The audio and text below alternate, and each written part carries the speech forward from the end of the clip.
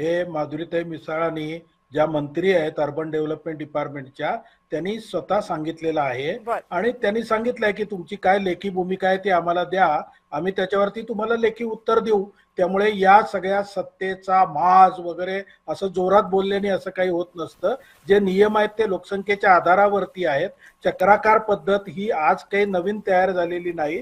ज्या पद्धतीने चक्राकार पद्धत राबवली पाहिजे त्या अर्बन डेव्हलपमेंट डिपार्टमेंटच्या लोकांनी ती व्यवस्थित राबवलेली आहे. त्यामुळे आपल्याला पाहिजे तसं राजकारण झालं पाहिजे महाराष्ट्रात. ही जी काही युबीटीची जी अनेक वर्षाची भूमिका आहे तीच आजही कायम आहे.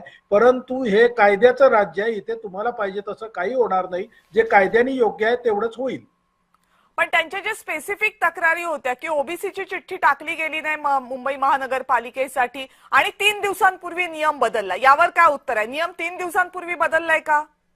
अजिबात नाही. आणि ओबीसीची चिठ्ठी टाकली नाही हा आरोपच मुळे हास्यास्पद आहे. बर ज्यावेळेला एक एक आरक्षण निघतं त्यावेळेला ज्या महानगरपालिकांचं आरक्षण लागलं त्या चिठ्ठ्या बाहेर काढल्या जातात, उरलेल्या चिठ्ठ्या त्याच बाऊलमध्ये असतात.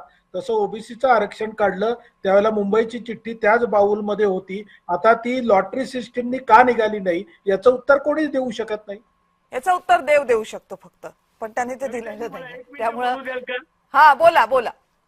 नाही, ओबीसी साठीच्या डायरेक्ट 8 चिठ्ठ्या त्यांनी म्हणजे रिझर्व्ह ठेवल्या. चुकीची चिठ्ठ्या माहिती काढल्याच देत नाही, आहेत. चिठ्ठ्या काढल्याच नाहीत. वाटलं तर त्याच्यावर तुम्ही उद्या प्रोसिडिंग बघा.